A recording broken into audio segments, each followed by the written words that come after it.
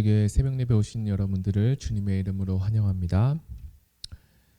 오늘은 3월 24일 누가복음 21장 20절에서 28절의 말씀을 가지고 우리가 진정 붙들어야 할 것은 무엇인가 라는 제목으로 하나님 말씀을 나누겠습니다. 먼저 제가 성경 봉독해 드리겠습니다.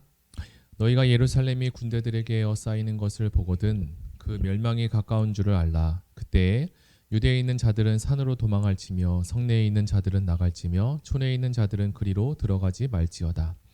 이날들은 기록된 모든 것을 이루는 형벌의 날이니라. 그날에는 아이벤 자들과 젖먹이는 자들에게 화가 있으리니 이는 땅에 큰 환난과 이 백성에게 진노가 있겠음이로다. 저희가 칼날에 죽임을 당하며 모든 이방에 사로잡혀가겠고 예루살렘은 이방인의 때가 차기까지 이방인들에게 밟히리라. 이럴 성신에는 징조가 있겠고 땅에서는 민족들이 바다와 파도에 우는 소리를 인하여 혼란한 중에 곤고하리라. 사람들이 세상에 임할 일을 생각하고 무서워하므로 기절하리니 이는 하늘의 권능들이 흔들리겠습니다. 그때 사람들이 인자가 구름을 타고 능력과 큰 영광으로 오는 것을 보리라. 이런 일이 되기를 시작하거든 일어나 머리를 들라 너희 구속이 가까웠느니라 하시더라. 아멘. 지금은 코로나로 인해 월드컵도 올림픽도 할 수 없는 상황이지만 2002년 월드컵만 생각해 보아도 온 국민이 대한민국이라는 함성이 아직도 생생하게 들리기도 합니다. 2002 월드컵 축구 선수들은 히딩크 감독 아래에서 열심히 체력과 기술을 배우고 또 배웠습니다. 태극전사 국가대표팀은 월드컵 예선전과 매 경기마다 기대와 소망이 그 어느 때보다 더 뜨거웠습니다. 그것은 바로 이 대표팀이 월드컵 경기날을 위해서 누구보다 더 열심히 준비했기 때문입니다.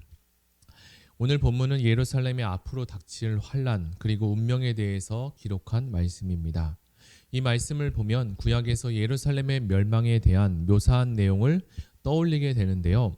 예수님은 본문 21절과 22절에서 예루살렘의 멸망의 상황이 얼마나 비극적인지에 대해서 예고하십니다. 예루살렘에 일어날 끔찍한 일을 겪지 않으려면 예루살렘 성 안에 있는 자들은 즉시 그곳을 떠나라고 말씀합니다. 먼저 20절을 살펴보겠습니다. 너희가 예루살렘이 군대들에게 에워싸이는 것을 보거든 그 멸망이 가까운 줄을 알라. 오늘 말씀 20절에 주님의 말씀을 1차적으로 서기 70년에 예루살렘 성전이 무너질 때의 상황에 대한 예언의 말씀입니다. 서기 70년에 예루살렘의 성전이 로마 군대에 무너지기까지 유대인들은 로마 군대와 무려 7년 동안 전쟁을 벌였습니다. 그러나 예루살렘과 성전이 멸망되기 직전 마지막 몇 달 동안에 유대인들은 무려 110만 명이라는 숫자가 죽임을 당하게 되었습니다. 로마 군대가 예루살렘 도시를 완전히 포위하면서 수많은 어린이들과 부녀자들도 죽게 되었던 거죠. 21절은 예루살렘 성을 탈출하려고 3번이나 계속적으로 명령하고 있습니다. 이러한 현상은 예레미야에 기록된 예루살렘 포위 장면과도 비슷하게 생각되어지는데 마치 하나님이 소돔과 고모라를 멸하시기 전에 롯과 그의 가족들에게 그곳을 떠나라고 하신 것을 생각하게 합니다. 우리는 어찌 보면 하나님과 더 멀어진 세상 속에서 신앙생활을 하기 더 어려운 상황에 처해져 있는지도 모릅니다. 그러나 우리는 변질된 신앙과 종교에 대해서 더 이상 동화되어서는 안 되고 우리의 마음을 거기에 빼앗겨서도 안 됩니다.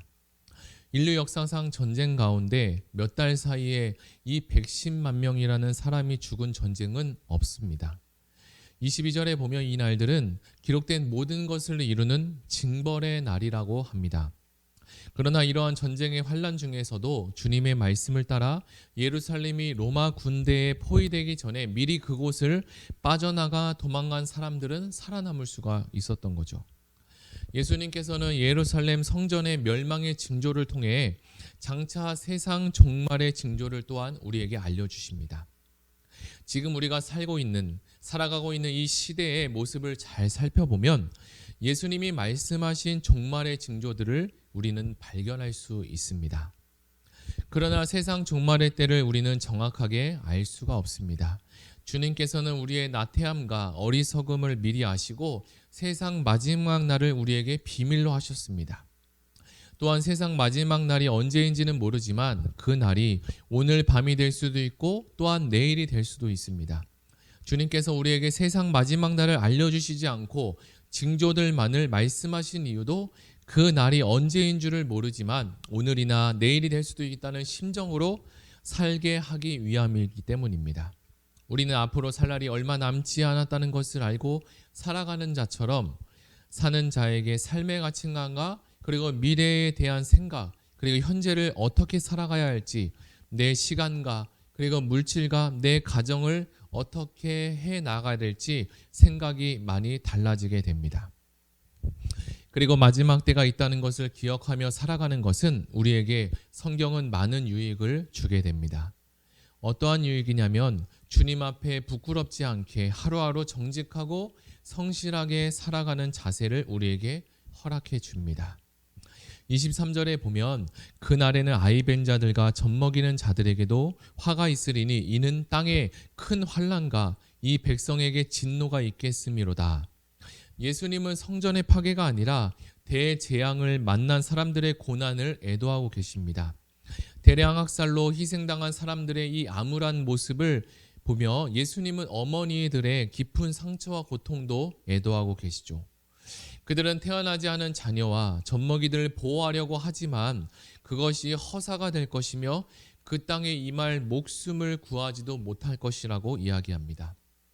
예수님은 이러한 끔찍한 고난이 닥쳐올 것을 미리 알고 계셨고 그렇기 때문에 예루살렘에 가까워하셨을 때 눈물을 흘리며 십자가에 달리기 위해 예루살렘을 떠나시면서까지 기도하셨습니다.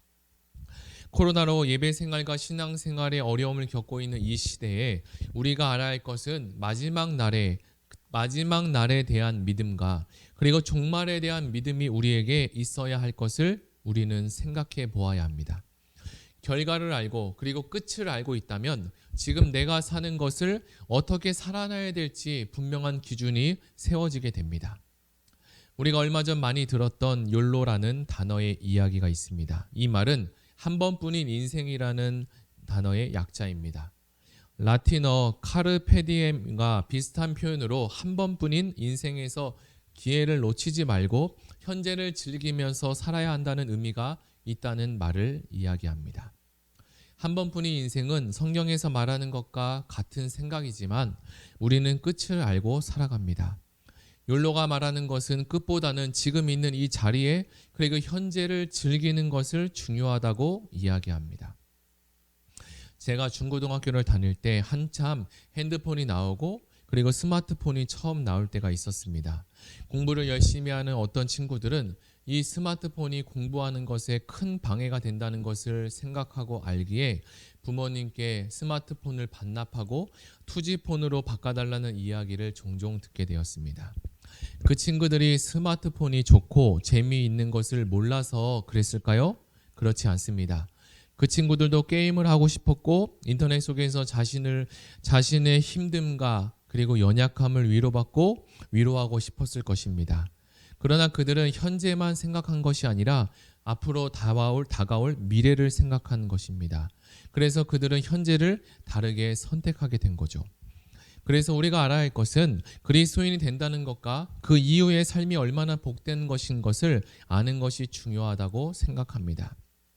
저는 어렸을 때 장난감 총과 장난감 자동차를 누군가에게 빼앗기면 울고불고 또 난리를 쳤던 기억이 있습니다. 물론 성인이 된 지금에는 진짜 자동차를 갖게 되면 장난감 자동차로 울고불고 난리를 치지 않게 되죠. 실제를 보게 되면 생각이 달라지게 되기 때문입니다. 그래서 성경에 기록된 천국이 그리고 구원이 그리고 재림 이후의 삶이 우리의 생각 속에서 실제가 되기를 성경은 우리에게 소망하고 권하고 있습니다. 그렇다면 애써 힘들게 노력하는 것이 아니라 그 가치가 분명한 것을 어떤 가치를 가지고 있는 것이 알기 때문에 자연스럽게 이것을 선택하는 것이 쉽게 되기 때문입니다. 이 세상에서 아이를 젖먹이고 아이 뵌 자가 얼마나 큰 축복입니까? 그러나 그날은 우리가 생각하는 축복이 화가 된다고 성경은 이야기합니다. 우리가 이 땅에서 생각하는 이 축복이라고 생각하는 그것이 그날 하나님께서 환난의 날이 되면 처참한 일이 될 수 있고 화가 될 수 있다고 성경은 말하고 있습니다. 왜냐하면 환난의 날이 되면 임산부와 어린아이를 젖먹이는 자가 움직이고 또 이동하는 것이 가장 부자연스럽기 때문입니다. 가장 큰 피해와 고통이 그들에게 찾아오기 때문입니다. 아까도 이야기했지만 유다 백성들이 110만 명만 죽은 것이 아니라 9만 명이 넘는 사람들이 포로로 잡혀가게 됩니다. 이렇게 많은 사람들이 고통을 당하게 되는 거죠. 25절과 26절을 보면 우주적인 종말을 이야기하는데요. 제가 잠깐 읽어드리겠습니다. 25절, 1월 성신에는 징조가 있겠고 땅에서는 민족들이 바다와 파도에 우는 소리를 인하여 혼란한 중에 곤고하리라. 사람들이 세상의 일말 일을 생각하고 무서워함으로 기절하리니 이는 하늘의 권능들이 흔들리겠습니다. 하늘로부터 오는 여러 변화들에 대해서 성경은 이야기해주고 있습니다. 이것은 인간이 어찌할 수 없는 변화들입니다. 하나님이 작정하고 심판하기로 시작하면 이런 일들이 생기게 된다는 것을 말씀해주고 있는데, 이러한 혼란이 생기게 되면, 이런 환란이 생기게 되면 인간은 이것을 대처하고 막을 수 없다는 것입니다. 그러나 우리에게 이러한 일이 있을지라도 이것이 끝이 아닙니다. 우리에게는 이러한 일들 이후에 주님이 오신다는 것을 우리는 알고 믿습니다. 27절에 보면 그때 사람들이 인자가 구름을 타고 능력과 큰 영광으로 오는 것을 보게 된다고 이야기하십니다. 주님은 승천하신 모습대로 이 땅에 다시 오신다고 약속하셨고, 우리에게는 후회할 일이나 미련을 가질 일이 생기지 말도록 노력해야 합니다.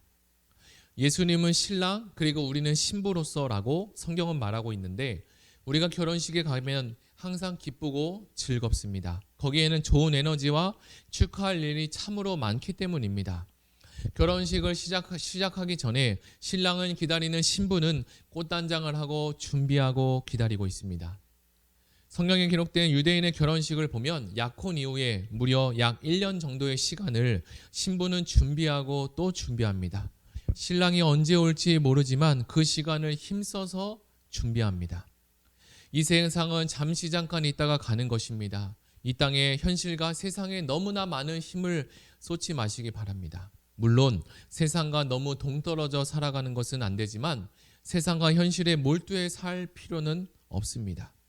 우리가 힘써서 살아야 할 것은 다시 올 세상이기 때문입니다. 이 세상, 지금 현재 살아가는 이 세상이 전부가 아니고 진정한 실제가 우리를 기다리고 있다는 것을 우리는 알아야 합니다. 이러한 것이 저와 여러분의 비전이 되고 꿈이 되었으면 좋겠습니다. 시간이 참으로 빨리 지나가는 것 같습니다. 이러한 생각을 부여잡고 있지 않다면 세상 풍조에 밀려서 다시 올 세상에 대해서 생각지 못하고 준비하지 못하고 살아갈 수 있습니다. 하나님께서 오늘 우리에게 주신 이 말씀을 부여잡고 오늘 삶의 방향과 하나님 나라의 가치관을 가지고 살아가는 의왕우리교회 모든 성도님이 되시기를 예수님의 이름으로 축복합니다. 우리 이 시간 들은 말씀을 생각하며 같이 기도하시겠습니다. 하나님, 오늘 우리에게 주신 이 믿음이 우리를 주님의 비전으로 이끌어가게 하실 것입니다. 하나님은 우리가 가야 할 길을 알려주시고 하나님이 원하시는 그 길로, 성경이 말씀하시는 그 길로 우리를 안내해 주실 것입니다. 우리는 능력이 없지만 능력 많으신 주님이 우리와 함께 하심을 우리가 알고 믿으며 나아가기 바랍니다. 종말이 와야 우리의 믿음이 완성되기 때문에 하나님은 우리에게 종말을 선포하시고 재림을 말씀해 주십니다. 이 말씀을 생각하며, 오늘 들은 말씀을 생각하며 오늘 하나님 이 종말의 신앙과 재림의 신앙을 가지고 오늘 하루를 또 하나님이 주신 가치관과 생각을 가지며 살아가며 나아갈 수 있도록 주님 우리에게 힘과 은혜를 도와여 주시옵소서. 우리 다 같이 기도하며 나아가겠습니다. 하나님 아버지 감사합니다. 오늘 들은 말씀을 생각하며 하나님 우리가 어떻게 살아가야 될 것이며 우리의 주어진 이 시간과 물질과 상황과 환경을 어떻게 해석하며 살아가야 될지를 주님 말씀하셨습니다. 하나님 우리는 지혜가 연약하고 부족하고 어리석어서 하나님 미래를 알지 못하고 또 내일 일도 알지 못하는 상황 가운데 하루하루를 살아갑니다. 그런데 우리에게 비전을 주시고 꿈을 주신 그 하나님의 말씀을 의지하며 하나님의 말씀을 통해서 미래를 보는 눈과 우리에게 다가올 종말과 재림의